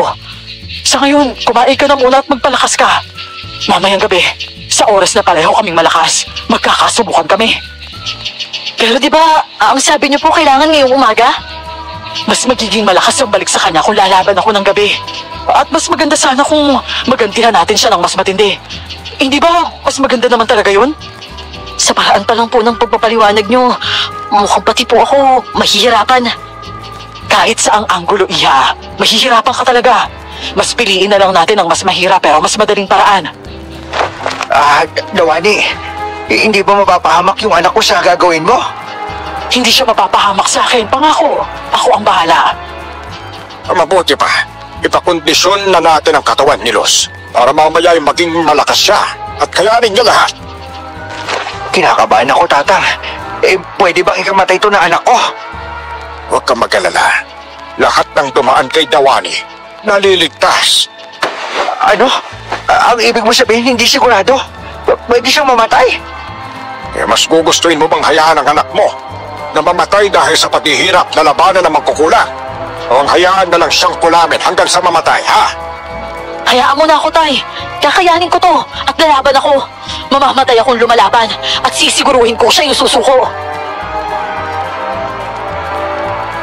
Kung kagabi hindi ako nakapagpahinga ng maayos dahil sa labis na pag-iisip, matapos sabihin ni Dawani na magpahinga ako ay nakapagpahinga nga ako ng maayos. Pinainom niya lang ako ng tubig at nagsimula na akong antukin. Hindi ko alam kung anong ginawa niya. Basta't naging mahimbing ang tulog ko. At nang magising ako, nakahanda na ang lahat sa sala. Oy, gising ka na pala, Luz. O ano, naging maayos ba yung tulog mo? Opo, naging maayos naman po. Ano po ba yung ginawa sa akin ni Dawani? Para po kasi akong sanggol na nakatulog eh. May binulong lang siya sa tubig. Ano po yung binulong niya? Binulong niya lang na makatulog ka ng mahimbing. Talaga po? Oo. Basta wag mo nang masyadong isipin yun. Yan na si Dewani at ang tatay Henry mo. Nanggaling sila sa may bakuran para kumuha ng mga halamang gamot na iahalo sa ritual. Eusebio, ihanda mo na si Luz. Malapit nang sumapit ang oras. Sige na, halika na, Luz. Maupo ka dito sa may upuan at itatali kita riyan. Oo? Bakit niyo po ako itatali? Dahil pwedeng sumapi sa'yo muli ang mangkukulang at magawa niyang saktan kaming lahat o ang katawan mo. Kaya kailangan nakatali ka para hindi siya makagalaw kung sasapi siya. Sinimulan na ni Tatang Eusebio na itali ako sa upuan. Matapos niya akong itali sa gilid ng upuan ay naglagay siya ng asin paikot. Ang sabi niya ay proteksyon din daw yon. Maya-maya pa, lumapit na si Dawani sa akin at may pinahid siyang langis sa may noo ko. Hanggang sa sinimulan na niya ang pagdadasal ulit sa akin. Kaya lang, ang natatandaan ko lang sa lahat ng ginawa niya sa akin ay ang umpisa. Pakiramdam ko kasi ay nakatulog ako. At nang magmulat ako ng mga mata, sobrang hapdi na ng katawan ko. Puro sugat na ang balat ko at lahat sila ay mukhang pagod na pagod. Ano po nangyari? Hindi ko talaga inasahan. Sobrang lakas pala talaga ng makukulam na yun, Luz. Ano pong ibig sabihin nun? Hindi na po ba ako magagamot? May huli pang paraan para matalo natin ang makukulam na yun. At ano pong paraan yun? Yun ang pinakadelikado. Pero baka ito na lang ang natitirang paraan para mailigtas ka. O sige po, gawin na po natin. Kahit ano pa po yan. Kailangan nating hanapin ang mismong gamit na ginamit sa pangkukulam sa'yo. Ano pong ibig niyong sabihin? Kapag matagal nang nakakapit ang kulam sa isang biktima, mas nagiging malakas ito. Ang espiritu ng kulam ay nakakapit na sa'yo, Luz. Pero kung mahahanap natin ang gamit na ginamit ng makukulam na yon, yung manika, o buhok, o kahit anong bagay na may koneksyon sa'yo, maaari nating sirain at maputol ang sumpa. Ang ibig po bang sabihin, babalik tayo sa baryo kung saan kami dating nakatira?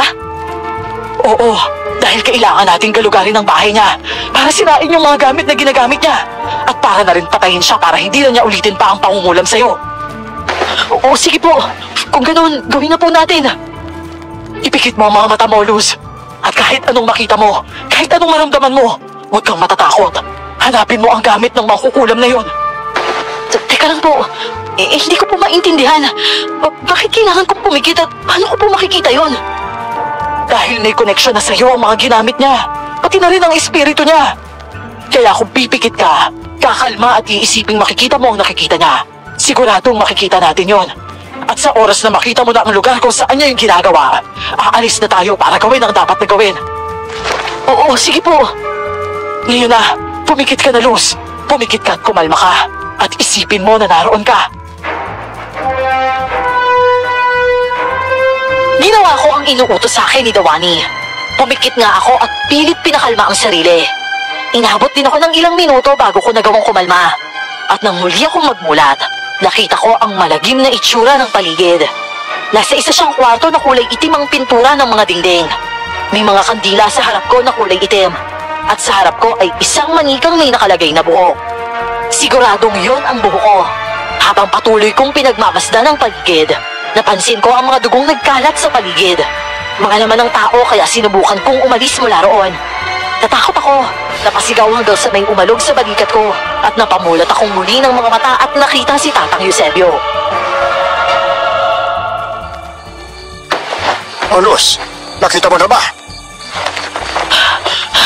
Oo po, nakita ko na po kung nasaan pero nakakadiri po yung itsura ng lugar. Naku, natural lang yun. Dahil mga aswang sila. Ay, nakita mo ba kung saan banda? Hindi po, Tatang. Pero yung mismong loob po yung nakita ko. Naku, kailangan mo tapangan ang sarili mo. Lumabas ka sa kwartong yon. Pero Tatang... Ay, ano ba? Ignorahin mo ang mga nakakadiring makikita mo. Kailangan nating makita para mas madali nating matuntun sa oras na nauna tayo. Oo, sige po. Susubukan ko po. Kahit ako ay sinubukan kong pumikit muli. Nang pumikit ako ay nakabalik ako sa lugar kung saan ginagawa ang pangungulam sa akin. Sinubukan kong tumayo at hanapin ang pinto palabas. At nang pihitin ko yon, nagtaka ako dahil hindi nabubuksan. Nakalak ang pinto. Nagtataka man ay sinubukan ko ulit na buksan. Pero ayaw talaga. Hanggang sa may marinig akong boses na nagsasalita. Boses yun ni Kuya Berto na nagmumula sa labas. At ang boses ni Madam Dimagiba.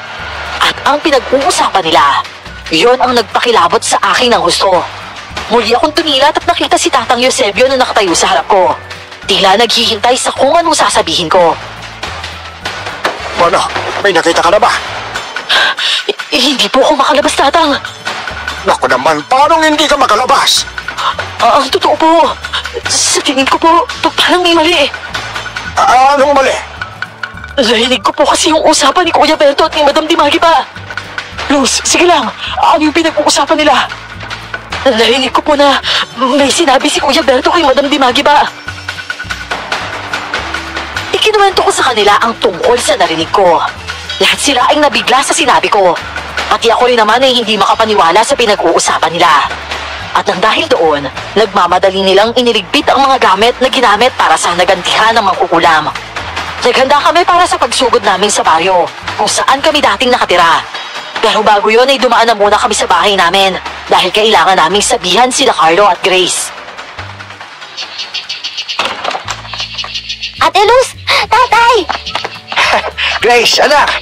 Ano? Kamusta kayo dito? Pasensya na kayo, inabot kami ng ilang araw sa labas, ha? Tay, walang problema. Sa ate po ba, kumusta na siya?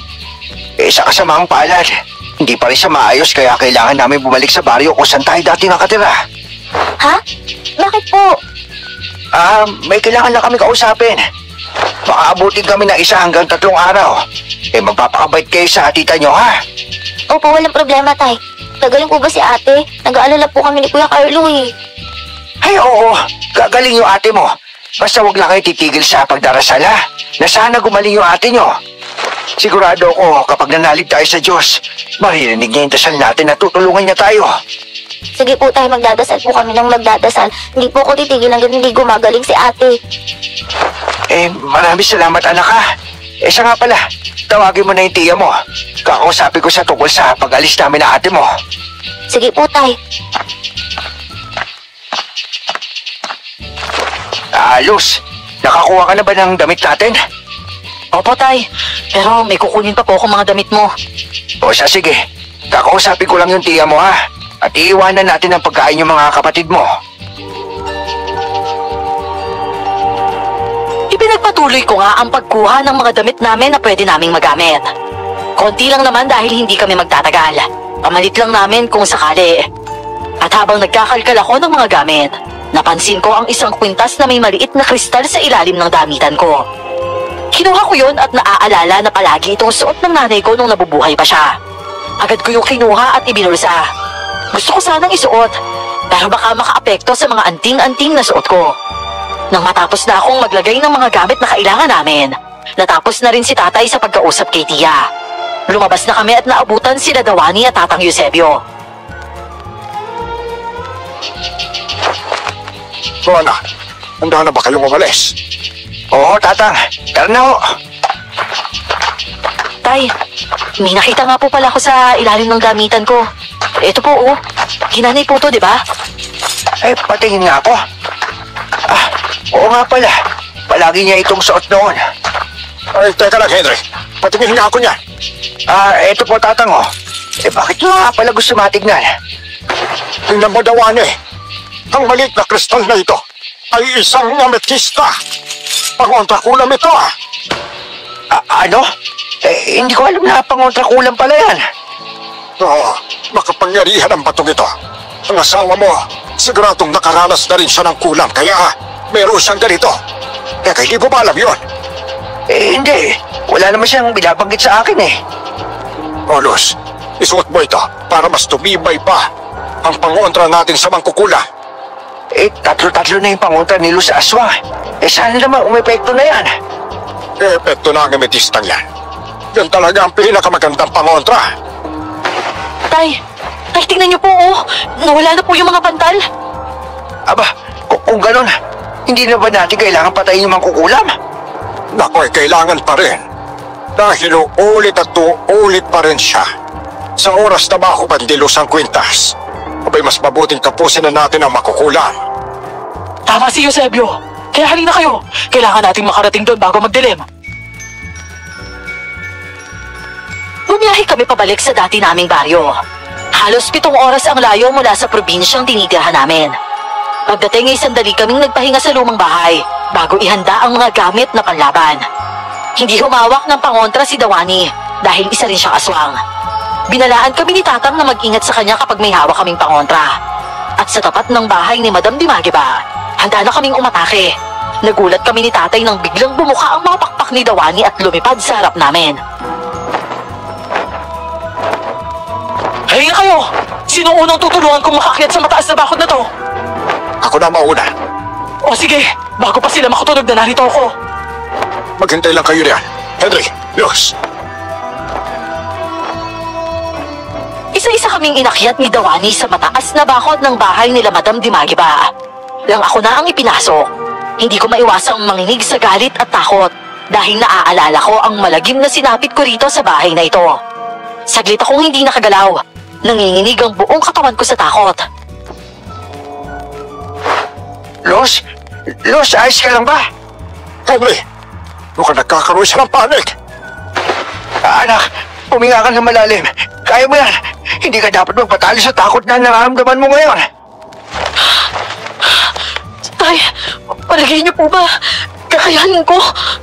Kakayanin mo yan, anak. Nandito kami para sa'yo. Kung ganun, wala nang oras. Bago pa nila maramdaman na nandito tayo, pumasok na po tayo, Tay. Ako ang nakakaalam ng bahay nila, kaya ako ang dapat na mauuna. Dito po tayo dumaan sa likod. Luz, sobrang dilim ng bahay nila. Magdahan-dahan ka lang sa paglalakad. Luz! Opo, Tay. Pero, bakit parang wala sila? Nararamdaman ko ang presensya nila. Magpatuloy nga kayo sa paglalakad. Pumasok kami sa loob ng bahay. Tahimik ang paligid. Bagay na hindi na nakakapagtaka dahil gano'n naman talaga doon. Sila lang dalawa ang nandoon sa malaking bahay. Pero sa mga oras na yon, dapat nakauwi na si Madam Dimagiba. Naging mas mapagmasid kami sa paligid, pero ang hindi namin inaasahan ay nang may magsalita sa gitna ng katahimikan. Talagang hindi kayo nakatiis? Pinuntahan niyo talaga ang bahay namin? Kuya Berto? Namiss mo ba ako, Luz? Ha? Walang iya ka! Manyakis ka, asong ka! Ganun lang kalakas ang ibibigay mo sa akin? Hindi ka pa pala galit? Galit na galit ako sa ginawa mo sa anak ko! Sinubukan ni tatay na muling suntukin si Kuya Berto pero sa pagkakataong yun, hindi na siya hinayaan pa ni Kuya Berto na matamaan siya. Kaagad na tumalisik si tatay palayo habang ako ay napasigaw sa nangyari. Kitang-kita ko kung paano tumama ang likod ni tatay sa pader at saka siya bumagsak sa sahig. Tatay! Luz! Ayos lang ang tatay mo! Unahin mong hanapin ang lugar kung saan ginagawan ko lang! Pero si tatay po! Sige na, Luz! Takbo! Hindi nyo mahanap ang altar! Hindi nyo mahanap! Bago pa man ako makaalis, hinawakan ako ni Kuya Berto. Pero kaagad siyang tila napaso nang mahawakan ako. Yun ay dahil sa suot kong mga anting-anting at mutya. Takot na lumayo siya sa akin pero naroon pa rin ang ngisi sa kanyang labi na para bang hindi siya natatakot sa akin. Sige! Hanapin mo rito sa bahay na to. Diyos ko, wala rito yung altar. Ano? Kung gano'n, nasaan, Luz? Nasaan ko dito bahay? Doon po sa likod. Ano ba yan? Bakit hindi mo kaagad sinabi? Nandito po talaga yun. Pero sa paligay ko, ilipat nila yun. Tara po doon, Tatang. Kung gano'n, lumabas na tayo rito. At sa tingin nyo, makakalabas pa kayo? Ha? Hindi kayo makakalabas hanggat hindi nyo ako natatalo! Baliw sa lahat ng unang inasahan namin, hindi talaga ordinaryong aswang si Kuya Berto. Malakas siya, kagaya ng narinig ko sa usapan nila ni Madam Dimagiba. Si Kuya Berto ang kumukontrol kay Dimagiba. Walang pagpipilian ng kaawa-awang matanda at kailangan niyang sumunod kay Kuya Berto o papatayin siya nito. Hindi rin makapaniwala sila Dawani. Nilinlang na kami, pero yun ang inakala niya dahil alam na namin kung ano ang sikreto niya. Ilabas niyo na yung mga panlaban niyo! Akala mo ba talaga? Hindi kami handa na pumunta rito? Pwes, nagkakamali ka! Halika rito! Aswang na manyakis! Lumabot ka para mapalo kita nitong buntot pagi ko! Matagal-tagal na rin. Simula mong huling makapatay ito ng aswang! Eh di nilulumot na rin pala yan. Kagaya mong matanda ka. Matanda lang ako, aba! Pero sa ating dalawa, ikaw ang nilulumot! Kaagad na nagsalubong si Tatang at si Kuya Berto.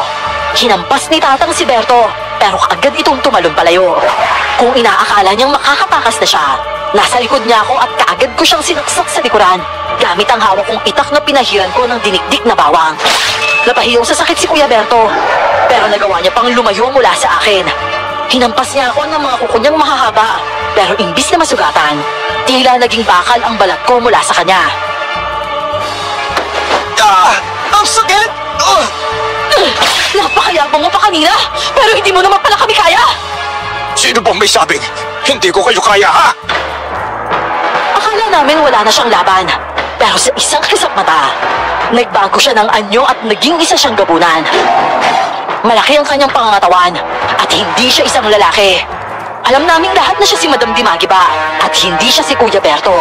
Pero ang boses niya ay boses ni Kuya Berto dahil kinokontrol niya ang katawan ni Madam Dimagiba. Tapos kayong lahat sa akin ngayon!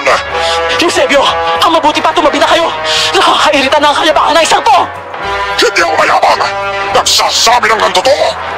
Kung ganon, tapusin na natin to! Hindi nga nagbibiro si Dawani. Nang sumugod sa kanya si Kuya Berto para sana sugurin siya, bumuk ang pakpak ni Dawani at saka hinampas si Kuya Berto sa katawan. Sa lakas ng pagkakahampas gamit ang pakpak, hindi na tinag si Kuya Berto. Nagkasugat-sugat lang ang balat niya kung saan siya tinamaan ni Dawani. Akala ni Kuya Berto ay nakaisa na siya. Sinuntok niya si Dawani at napalipad palayo. Pero ang hindi niya alam, nasa likod na niya ako. At sa pangalawang pagkakataon ay nasaksak ko si Kuya Berto sa likuran. Pero sa pagkakataong ito ay dumiretso na yon sa puso niya. Napahiyaw sa sakit si Kuya Berto, pero wala na siyang magagawa pa dahil puso na ang natamaan sa kanya. Bumagsak siya sa sahig habang tumatagas ang dugo sa kanyang dibdib. Bumalik sa dating anyo si Madam Dimagiba. At sa huling hininga niya, kaawa-awang nagamit lang siya ni Kuya Berto. Ano ba ako ng pahala rito? Lumabas na kayo at hanapin ang altar. Sa pagkakataong ito, baka tumakas na si Berta. Siguraduhin mong patay na ang bruhang yan dahil hindi pwedeng mabuhay pa siya! Patay na ito maya-maya. Segundo na lang ang buhay nito. Halika na dito, Luz. Ituro mo sa akin kung nasaan. O sige po, dito po! Dawani, dito yung daan! Doon sa milikot ng mga halaman! O sige, maghanda ka na, Luz. Natatabunan ng mga nagtataas ang halaman ng pinto patungo sa kwarto kung saan isinasagawa ni Madam Dimagiba ang pangkukulam. Natuklasan ko sa pag-uusap nila na pinilit ni Kuya Berto na ituloy na Dimagiba ang pangkukulam dahil sa kagustuhan niyang pabalikin ako rito. Bagamat mas malakas si Madam Dimagiba kaysa sa kanya, wala itong magawa dahil may hawak itong alas na nagpapasunod kay Dimagiba. Yun ang bagay na hindi ko pa rin alam hanggang ngayon. Nakalak ang pinto mula sa labas, kaya kaagad kong pinukpok yun ang itak na hawak ko. Nakalas ang lock at sinipa ni Dawani ang pinto. Nawalak yun. Imbis na si Madam Dimagiba ang nakita namin, si Kuya Berto na nakangising sumalubong sa amin. Nasurpresa ba kayo? Buhay pa ako. Pinagpalit mo ang katawan niyo ni Dimagiba. Gumamit ka ng itim na salamangka para pagmukhain siya yung napatay namin kanina. Alam namin yun. Ano? Paano? Oh, ikaw ngayon ang nasurpresa, di ba? Kinukontrol mo lang ang katawan ni Dimagiba kanina. Pero ang totoo, patay na siya. Ha! Hindi naman pala kayo mga tanga. Eh ikaw lang naman ang tangang nag-akala na kung mapapatay mo at makukuha mo ang itim na bato ni Dimagiba, ay lalakas ka rin na tulad niya. Isa kang hawal! Hindi ako tanga! Sirain mo na, Luz! Ako nang bahala sa aswang na to! Hindi! Hindi pwede! Huwag ka lalapit sa altar! Luz! Gawin mo na! Natatarantang tumakbo ko patungo sa altar at kagaya ng utos sa akin ni Dawani, dinukot ko ang posporo sa aking bulsa. Sinindihan ko yon at inihagi sa altar. Kaagad itong nagliyab habang si Kuya Berto ay galit na galit. Susugod sana siya sa akin, pero pinigilan siya ni Dawani. Nakakainis! Ikaw pa talaga yung may ganang mainis matapos na ginawa mo sa akin, Kuya Berto? Ikaw pa talaga yung may gana?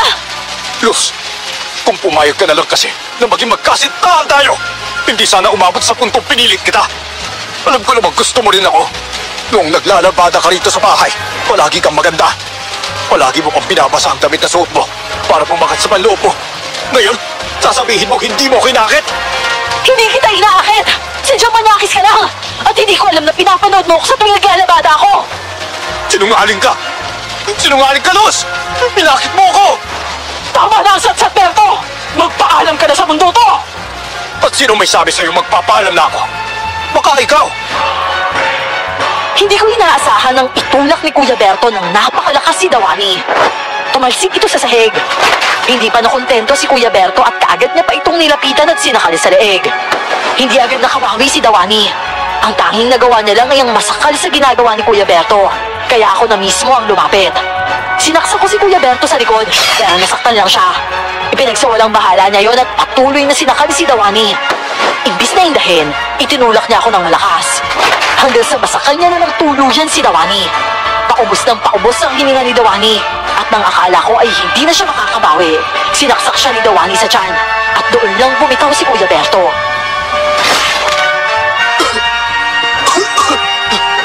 Kung mamamatay lang din ako, dapat kasama ka, Luz! Hindi! Hindi mo ako may sasama sa impyerno! Hawak ang kanyang duwang tiyan. Hinarap niya ako at sumugod siya sa akin. Sa pagkakataong yun ay saktong bumangon ako mula sa sahig at agad kong pinulot ang itak. Saktong nakalapit na siya sa akin nang itara ko sa puso niya ang itak. At sa isang iglap, naging abo siya kasunod ng pagkahulog ng kanyang sisiw sa sahig. Hindi ko alam, pero nang tuluyan ko siyang mapatay, sunod-sunod na tumulo ang mga luha sa aking mga mata at hindi ko na mapigilan ang pagbagsak.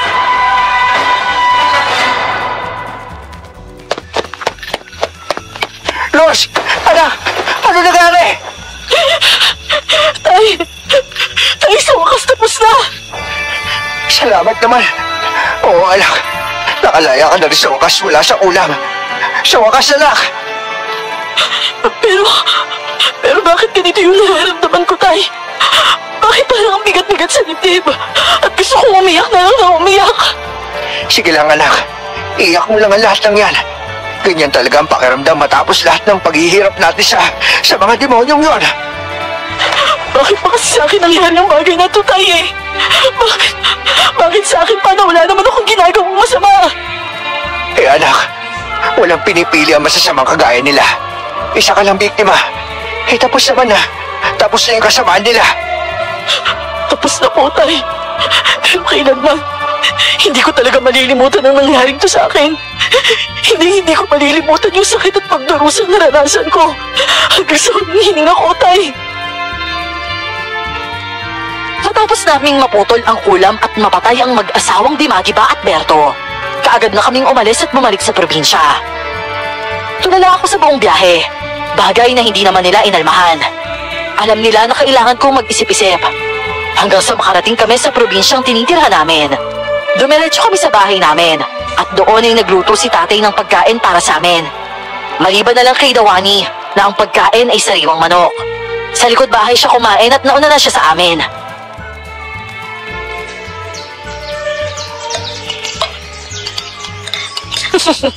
Ano kayang lasa ng ganyang pagkain, ano? Minsan nakakatakam tingnan eh. Abay, Dawani, masarap tong adobong manok. Eh, kaya lang, hindi to pwedeng walang toyo eh. Eh, ang toyo may asin, kaya hindi mo makakain yon. At saka isa sa mga pampalasa nito, bawang talaga. Nako, hindi ko na yata talaga makakamit yung pangarap kong makakain ng adobo. Eh, wala na ba talagang pag-asa maging tao yung aswang? Hindi pwedeng mangyari yun, ni sa panaginip. Anyong tao lang. Pero yung maging tunay na tao, nako hindi. Oh, hindi ba yung tao kapag kinagat ng aswang? O kaya naman hinawaan ng laway o itim na bato, nagiging aswang yon? Eh bakit yung aswang? Hindi na lang pwedeng kagatin ng tao para naman maging tao yung aswang. Eh kung ganun lang pala kadali, di sana pala matagal na akong nagpakagat sa tao. Pero Dawani, pwede naman sigurong mag-request ka ng ulam na kayang lutuin ng walang asin o di kaya bawang. Susubukan kong lutuin yung para sa'yo. Talaga? Naku, eh talagang gustong-gusto ko yan. Oo naman.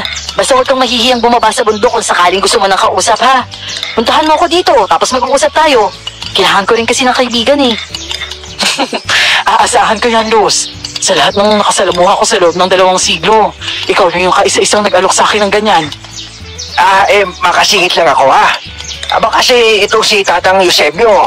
Napapansin ko parang ang tahimik yata nito. Ano ba yan? Tama na ang kwentuhan. Magsikain na tayo. Abay, napasarap ang luto mo nitong ulam, Henry ah. Mukhang mapaparami ako ng kain. Halata nga marami ka kakainin, Tatang. Basta, ito pa yung kanin, tsaka kumain ka pa ng marami, ha? Karapatan natin kumain ng marami dahil sa pagod na naranasan natin. Abay, tama ka. Parang hindi ata ako nakakain ng bahay sa loob ng ilang araw ah. Marami salamat ka pala sa naging tulong niyo sa anak ko, ha? Kung wala kayo, baka wala ni anak ko ngayon. Ay, naku, Henry. Huwag ka nang magdrama at kumain na nga tayo. Abay, hindi masarap ang luha kapag naihalo sa pagkain. Nagpapasalamat lang naman ako, Tatang. Kaya naman kasi talaga yung nagdugtong sa buhay na anak ko, Ang sarap sa pakiramdam na may tutulong sa'yo ng taus-puso, kahit na hindi mo naman kaano-ano. Kaya lubos talaga ang pasasalamat ko kina Tatang Eusebio at Dawani. Sa kabila ng hirap at paulit-ulit na pagsubok, hindi nila ako iniwan. Alam kong trabaho nila yon, pero pwede naman nila akong sukuan, pero hindi nila ginawa. At para sa akin, bayani sila.